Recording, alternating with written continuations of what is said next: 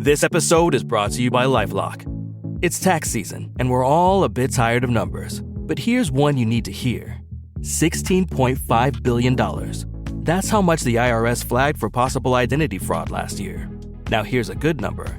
100 million. That's how many data points LifeLock monitors every second. If your identity is stolen, they'll fix it. Guaranteed. Save up to 40% your first year at LifeLock.com/podcast. Terms apply. Hello, this is Simon Brew. I'm the editor of Film Stories magazine, and a very warm welcome to the Film Stories podcast. Come with me. And I show you how deep the rabbit hole goes. And movies that had stories. That the story just sucks them in. This is just the beginning. Stories. We would be honored if you would join us. Hello, and a very warm welcome to Film Stories with Simon Brew. I am Simon Brew. As always, that's absolutely everything you need to know about me. The podcast, though, well, we're here to talk of the stories of film, the production stories, development stories, behind the scenes bits and bobs, all those little contributory parts that go to make the films that we know and sometimes love just that, the films that we know and sometimes love. I'm rounding off 2019's episode of Film Stories with one more special, and so shortly I'm going to play you my conversation with the director Dexter Fletcher, where we talk about Rocketman, where we talk about Sunshine On Leith, where we talk about Eddie The Eagle. We talk about all sorts of things, really. But I did want to front load this particular episode of Film Stories and just really to say thank you for the incredible support you've all given me over the course of the last 12 months.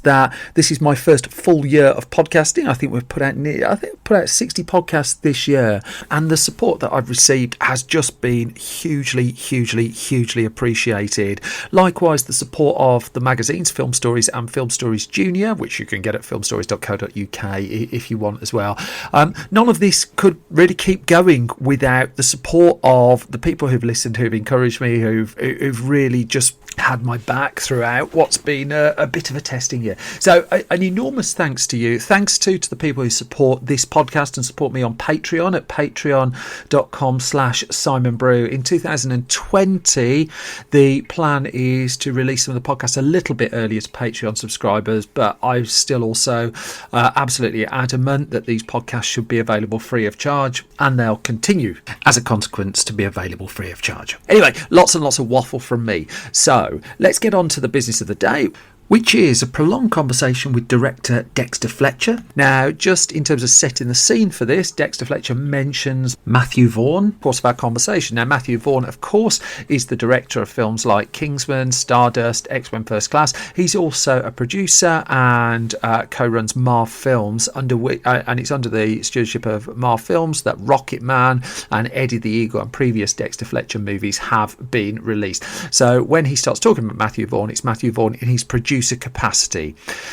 Anyway, I'm going to play you a clip from Rocketman, which is a film that we're primarily talking about. It's the first time I've done a film a second time on the podcast, but hopefully you'll agree that the conversation is very much worth it. Here's the clip. I'll pick up the chat the other side of this. If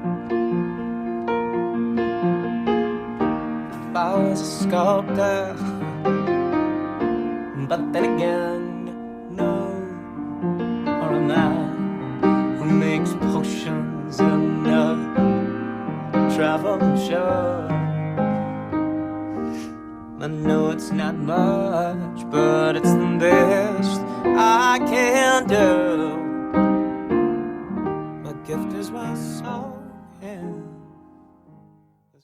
That was a clip from Rocketman, and I'm delighted to be joined by its director, fresh from Los Angeles? Los Angeles and Costa Rica, actually. Los Angeles and Costa Rica, whereas I'm from Dudley and Hales Owen. I'm delighted to be joined by Dexter Fletcher. Good afternoon. Good afternoon. So, I've been in a previous job on loads of training courses, really boring corporate training courses. And the cliche of choice at those training courses, you get some kind of well-paid instructor at the start, and they tell you what does success look like. That is the given cliche, as I understand it. What does success look like? I'm curious when you signed up for this film, because there's so many. The scale of it was bigger than anything you'd done. The fact that you had a concurrent release in America and Britain at the same time, I don't think you'd had that before. No. And there were so many new things to this, I think, for you. I'm just curious, what was a success to you? Well, I don't know. When I first started out directing, I directed Wild Bill. The thing that got me most intrigued was when I showed it to a producer friend of mine, and he said they're going to let you do this again. And I think by that he meant let you make another film. Yeah. You know, they're going to let you make more films, because I think, you know, as difficult as it is to get your first film made, I think it's equally, if not more so, harder to get your second film made. Yeah. And because, you know, if you get it wrong and it's a misstep, people are less willing to take a gamble on you. And so what I've endeavoured to do is try and not run before I could walk and build slowly. But I think success can come in sort of different forms, can't it? Yeah. You know, there's the critical acclaim, which is always good. But I think this is the first real sort of financial success I've had. I mean, Eddie kind of did okay. No one lost millions of dollars or whatever. Not that it cost that much, but this is sort of seems to have had an equal balance of success, if you see what I mean. If I've got it right as well, it's the first time you've had a film distributed by the same company in the UK and the US. That's right. Yeah. It's been joined up in its. That's right. I think there was a bit. Matthew Vaughn and I definitely thought there was a bit of a disconnect between having Eddie released by two different studios, as it were. Yeah, by Lionsgate and Fox in England and America, respectively. Obviously, because that's two different marketing departments kind of clashing against one another, and I think as the filmmaker, you can kind of feel that maybe could be working against you. Yeah. I have to ask on Eddie the Eagle, which I'm a huge fan of. I imported the 4K disc of that from the US because it wasn't released on 4K over here. Was it not? No. It got Blu-ray and DVD, but I'm kind of high definition there now. Is the cut the same? Is there anything slightly different in the US cut? Because I sat and watched that with my kids. I know we've gone off topic already. Yeah, but I sat and watched that with my kids, and we all just swore that it just felt just a tiny bit different. I wouldn't know if it is, to be quite honest. I mean, I'd be surprised if it is, because I never authorised any different cut for different regions. So no, as far as I'm aware, but maybe on second viewing, it plays. Go and check that. Well, you can forensically check it frame by frame. That would be. I'm interested to know. Let me know. I'll report that. Okay, yeah, you know. I covered Rocketman in the build-up to its release, and there was a press day that took place about 2-3 months before, when not a shred of footage had been seen from the film, which was unusual at that point. Yeah. And there was chatter in the journalists' room. How well this reflects on the journalists, I don't know. Yeah. That the film was in trouble. That's why we weren't being shown with Rocketman. With Rocketman. Oh. That the film, that there was some kind of problem. Also, great. And so, but that was the whisper that was going around when so little of it had been seen that early. I'm just curious at that point. So that would have been March 2019. Yeah. And I remember that Taron came in and did interviews and hadn't seen any of the film. No, he wouldn't have done. Yeah, Richard Madden came in, hadn't seen any of the film. Jamie. So where was it then? Where was it at that point? Because presumably you were just finishing it. I was. I didn't get it finished until a week before Cannes, actually. So I didn't QC it until a week before Cannes. I think it was locked deep in an edit, and I'd put together. I'd done my director's cut, my 10 weeks that you're given. You know, I'd done that, and obviously shown it to the powers that be. You know, the studio guys all flew over and watched it and said, yes, it's too long, as I knew they would. Yeah.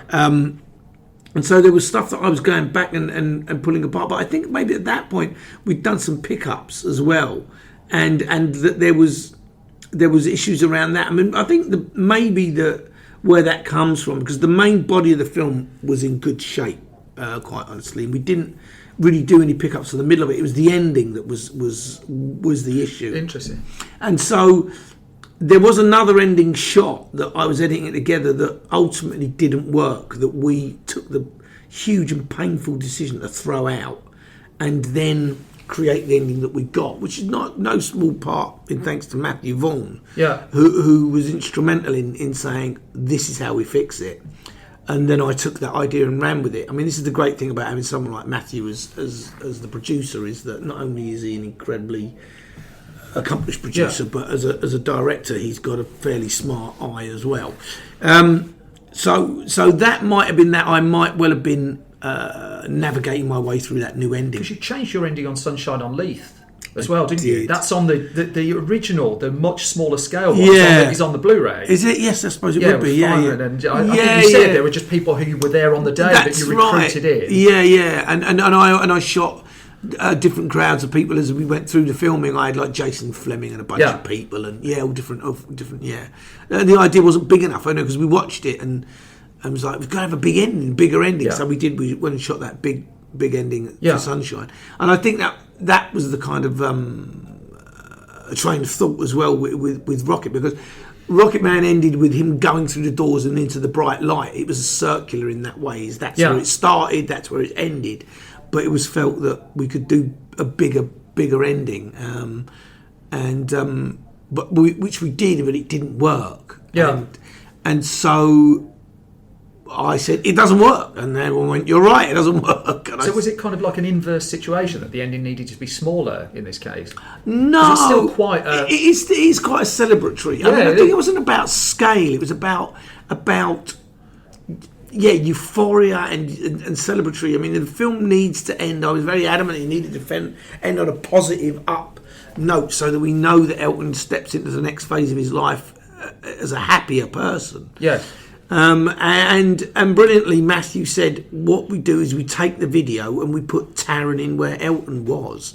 And that was a very simple phrase, but it works very well. But I did have another version where he was at a concert walking on hands, and it was far more elaborate and expensive, but it just didn't work because it felt forced, whereas this felt a very natural connection between the fantasy of the film and the reality that it was really actually based in. So have you come up against a film before, have you worked on a film before where the release date has been that set in stone, that you're making that decision to change the ending, 2-3 months before, including some fairly sophisticated digital work by the sounds of it, but you've got an immovable wall? We had an immovable wall. I mean, it was part and parcel of the plan, was why we had to get going as quick as we did, because the nature of Elton's diary was... You got this amount of time until May, when Elton will be at the Cannes Film Festival. Yeah. And that's your release. And the studio said that, and David, slightly with his brow furrowed and his fingers crossed, said... David Furnish, David Furnish said, look, there's a really great opportunity here because Elton's so busy. And obviously he's a huge part of the marketing. It's massive. It'd be really good to have him there that week and see if we can get to Cannes. We weren't even guaranteed that we were going to be at Cannes. Yeah. I mean, that was the bigger issue as well. It's like, okay, let's work towards this release date in May in Cannes. We didn't even know if we'd got into Cannes, even outside of competition or otherwise. So that was also another huge gamble of it, that we showed it to the powers that be at Cannes, and they went, yes, we will show you there. So there was a lot riding on it. Now when I think back on it, it was no wonder I was so stressed out. But so there was a lot riding on it. You're up against this deadline. But does it become the kind of a hostage of circumstance to a degree, that because you've got those parameters, you are making those decisions quicker, that there's a lot more instinct to it, that you go with your gut a bit more? Yeah, I mean, I suppose that would be the received wisdom. But the truth of it is that I'm okay with that kind of pressure. I think that, I started learning a phrase on this job, and I kind of live by it now, I suppose, is that you never finish, you just run out of time. Yeah. And I think why that's actually probably a good thing is because, given the option, you'd never hand it over. Yeah. You could be relentlessly snipping frames and thinking up new ideas and different ways of interpreting songs. And because the film is not based on any original stage musical, it's an original musical in that it's a film, and Sunshine on Leith was based on a stage musical, so there was lots of time to develop that musical, with workshops and performances and that. Rocketman is completely removed from that. It's sort of like all that jazz in that it's just developed for the screen. Yeah. And maybe one day it will transfer the other way. But I think what I'm getting at is that it needed some sort of deadlines or parameters, because otherwise, fear and doubt have time to set in, and then you will keep on just playing around with it. And I felt it was probably good, actually, at the end of the day. Although tough as it was, people had to work hard, work fast, and get it done. And they'd come to me and say, we're not finished. I'll say, well, you never finish, you just run out of time. So get everything done that we can. That's what we worked to. I mean, I don't want to get into the film that you were working on before, because I think those stories have been everywhere in the press, and they don't need me going in. But what's interesting, I find, is just the sheer pace of this, because I read an interview in Screen that you said basically you had 12 weeks of rehearsal, which you said was a lot of time for a movie, but you were building a musical from scratch in 12 weeks. But how far were you off Bohemian Rhapsody at that point? Was it, Friday you're on one job, Monday you're on the next? Yeah, I did have to go back and do the pickups and the reshoots for Bohemian Rhapsody. Yeah. In the midst of that, and I had to fight to get it to be a weekend so that I could. I think it was 4 days of reshoots, and so I had 2 days I had to take out from rehearsals of Rocketman in order to be there for the Bohemian Rhapsody pickups. So it was kind of all mixed up and messed together. I mean, I say I had 12 weeks of rehearsals. Standard on any film is 12 weeks of prep. Yeah. So we had the added extra element of dance and music. Yes. And so it was really squeezed. It was really tight, because ordinarily you'd be prepping a film for all the other stuff that you got to do. That was still the same. We still had to do all of that, the design and the shots list and every other element of the film that you need to do, as well as design those musical numbers and rehearse them and get them camera ready. I mean, one contrast I do wonder with Bohemian Rhapsody and Rocketman is it easier to make a true story about someone who's there, that you can go to much darker places, just by the fact that you can go and ask someone if you can go there and they say yes? Essentially, yeah. I mean, this is it. My whole thing, aside from the fact Bohemian Rhapsody is a biopic and Rocketman's a musical. Yes, that differentiates them anyway. But in terms of how you tell those stories, Rocketman, like you say, I can go to Elton and say, look, you're going to sniff a lot of drugs in this part of the film. I need to show the depths of your despair and loneliness. And like you say, he can say, yes, absolutely, you've got to do that. With Freddie, the film is produced and made by people who are protecting his loving memory. Yes. And that's a very different place, because Freddie can't do that himself. So it comes from people who loved him, and so maybe their protectiveness comes from somewhere different, and that's why they're very different in terms of how they approach the subject matter. But in terms of how you approach subject matter as well, because I felt through your Eddie the Eagle film, you were very protective of Eddie in that film. That there's, I don't think it's much secret that there was a version in development that was quite unpleasant to him. Yes. And you came in and made it a really lovely, upbeat, charming film. Yeah, but you were going to darker places. I don't know. Were you more protective of Eddie than you were of Elton? I mean, was there a contrast in there?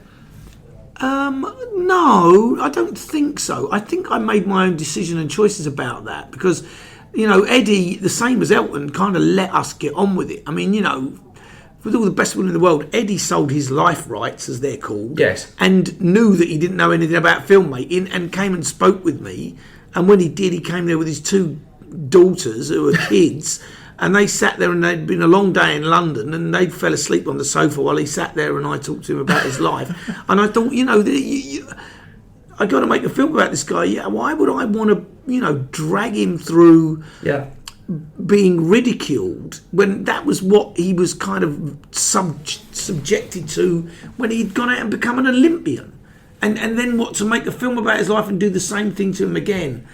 I just felt was kind of immoral in a way, and not necessary. He's got people who love him, kids who his family love him, and I wanted to, and I didn't think it was necessary. I don't make comedies. I'm not You do make funny films, though. I suppose, yeah. I don't not have a sense of humour, and I like to have, yes, stuff make you laugh. I'm up for that, but I don't make comedies, and the comedy version of it, I'm not the guy to make that. I'm the guy who would endeavour to make a more rounded, hopefully a more rounded version of those stories, and obviously that played into with Elton as well. But Elton was again like, do the film you got to do. Just it's gonna be, blood, sweat, and tears, the snot and tears version, as we call it, rather than the glossy kind of lip gloss version. How good is the score to Eddie the Eagle, by the way? It's No one ever great. says that. Isn't that It's some really good. piece of work? Matthew Margerson's great. He does the score for Kingsman as well. He's a great composer. So I saw pictures of you after the Cannes premiere of this film, and it was a man's face as a Venn diagram, from what I could see, of euphoria and shell shock. And can you encapsulate what that day was and how that felt? And I've just got no idea what it's like to be the human being in the midst of that.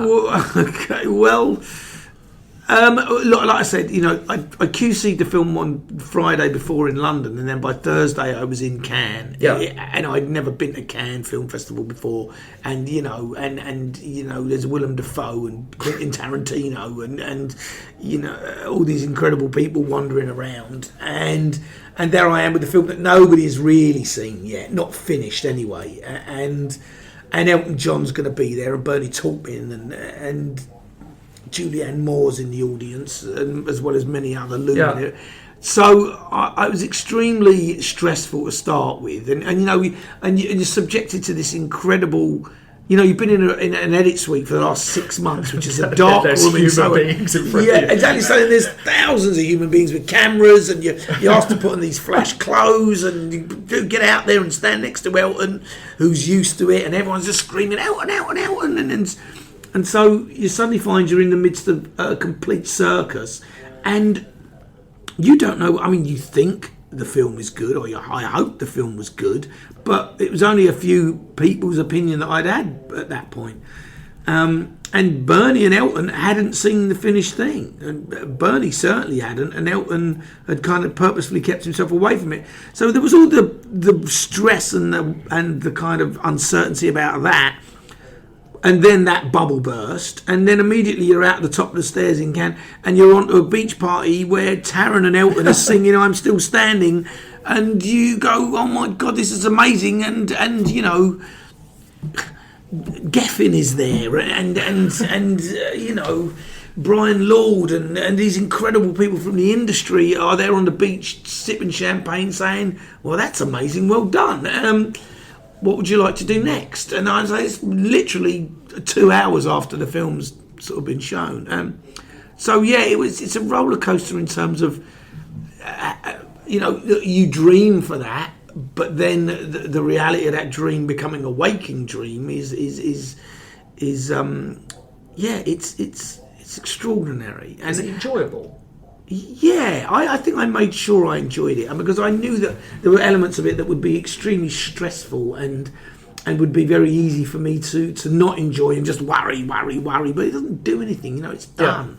And if I couldn't enjoy that moment, then I'd be really missing a trick. And and it was a lot of fun being in the Carlton in Richard Madden's suite while we all drank champagne and vodka and various other drinks till 2 a.m, and then going to my room next door and just hearing him and all his mates carrying on partying, and I was like, well, that's as it should be. That's great. And there was something really sort of satisfying, and I felt like I'd done something for them and me, everyone involved, which is really a nice feeling. But then I did wake up the next morning and go, what have I done? Where am I? How comes I'm in the Carlton? And my wife just laughed at me, because it was kind of overwhelming, but fun. Definitely fun. Definitely fun. So, because again, you've not been through this part of the process either before. Because we're in the points now where Paramount is clearly so happy with the film, they're endlessly pushing it into the awards conversation, which is what's brought us into this room here today. There's no point not acknowledging. No, it's true. What's this bit like? Because you've done one press tour. I have, and, yeah. Are you getting exactly the same questions you were? I might have just asked you exactly the same questions. No, I always endeavour to respond in the most original way that I can, or honest way that I can. But I mean, it's inevitable that you come over the same answers on certain things, and there's a soundbite that you get, and you go, "Well, this fills that kind of gap, or gives some sort of idea of what that's like." But every interview is different. Everyone wants to know sort of different things, and you've got to be able to respond accordingly. I think. Look, it's interesting and it's still exciting to be in the conversation. Yeah, and that is something that, coming out in May and still being in the conversation in November. Yeah, you're like the Silence of the Lambs. Why is that? What happened with that? Yeah. People still talking about it. 8 months on. Yeah, I mean that in itself is a win, if you know what I mean, or is a huge accolade, and because there's a theory. You come out in October and then you're in the awards slot and all that kind of stuff, and we'll come out in May and we, because of the Elton element of it in Cannes, we wanted to be at Cannes. It felt like the right place for it, and it's close to Elton's home, and you go, okay, well then we're not going to be in that conversation, but that's fine because there will be so many films that have come out by then, and Joker and Marriage Story and blah blah blah blah. But here we are, and so that's like, well, okay, wow, great. But there aren't sing-along screenings of Joker or Marriage Story. Not yet. Sing-along versions of The Irishman. Yeah, that'd be a long album, wouldn't it? You can shoot along versions. But you get a sense of the audience reaction to that people were pushing for sing-along screenings, which when you consider how dark the film goes at certain points, I know, particularly the Rocketman sequence, is extraordinary. I know, that is extraordinary to me, and I've been to the start of one sing-along, and the first What's song... What's your voice like? I mean, mine? Do you join in? Oh, I'm fantastic. Yeah. I choose not to sing. It's unfair on others. But it's funny because the first song is I Want Love. Yes. After The Bitch Is Back, the next thing that comes along is I Want Love. And it's a particular moment in the film that's quite, hopefully, revealing about the characters in a way that is quite sad. Yes. Because they're all saying, I want love and I don't have any. And that's not a jolly, upbeat kind of thing. Yes. And it's interesting to me because I'm like, wow, how does this play? How are people singing? Because at the end, 500 miles, and it's all very upbeat and high, and it's got energy to it. But there's a lot of ballads in. Same as Sunshine On Leith, really. If we're they're more anthemic in a way, though. Sunshine On Leith has become that big anthemic song at a football for that football team because it's that has that kind of feel to it. But it was interesting to hear I Want Love, and I don't think people sing along so much of that. But once Saturday Night's Alright for a Fight hits, it soars. And look, the musical is a unique beast in that if they're good, they really stand up to being revisited because the songs are great. People love that, and the sequences can work really well. I sat and watched La La Land again on the plane the other day, and I love it because I like those songs. I like City of Stars, and I can sing along with that. But I enjoy that, and there's sadness to that film as well. But it just works. I mean, it's the beauty of the musical. It's the oldest version of film, isn't it? White sheet, projection, pianist. That kind of notion that the music and the image together kind of marry really, really successfully, and so I think if it works, people want to go back to it. Before I'm chucked out the room, if I can ask one more question, I appreciating there's lots of clickbaity stuff going around about what your next projects are going to be. I'm just going to park that to the side if that's all right. I'm just curious. Where does all this leave you this last year? I mean, the double success, really, Bohemian Rhapsody, particularly Rocketman. Where does that leave you as a human being? What, on a personal level? It leaves me in a good place. I won't lie. I've been at it for a long time. Since I was 6 years old, I could say I've dedicated my life to film and the industry one way or another, whether by accident or design. And after 40 years of being an actor, and that's a struggle, even for. I was a press gang kid. Well, but and it's a great show. And after Press Gang, I had my years in the wilderness. until Lock, Stock came around again. So in that respect, it's very rewarding that I managed to write something that people responded to, and now I have a sort of second career, as it were, which I love, and that's exciting. I find it overwhelming and daunting sometimes, but that's probably not a bad thing. Yeah. And I think there's a lot more to come. I'm being offered some very interesting things, and I have a lot of challenges to rise to. So that's very exciting. Dexter Fletcher, I wish you the best for the awards, and I wish you best for your future films. Thank you very much. Cheers. Thank you. Rocketman is available on DVD, Blu-ray, Ultra HD, 4K Blu-ray and digital download now, and is very much part of the award season conversation that's going on. Thank you again for all your support of these podcasts. You can find more from me at Simon Brew. You can find more from the entire Film Stories project at Film Stories Pod. We have a whole host of video exclusive Film Stories episodes that you can find at youtube.com/Film Stories. We're on Facebook as well, facebook.com/Film Stories Online. And that brings 2019 with Film Stories podcast to an end. Again, thank you so much for your support. If you're listening to this before Christmas, have a lovely Christmas. If you're not, have a lovely new year. If you're listening to this before Christmas and want a lovely new year as well, you have one of those too. The very best to you all. I'll be back soon with a new bunch and a whole new year's worth of film stories. Take care. Bye bye.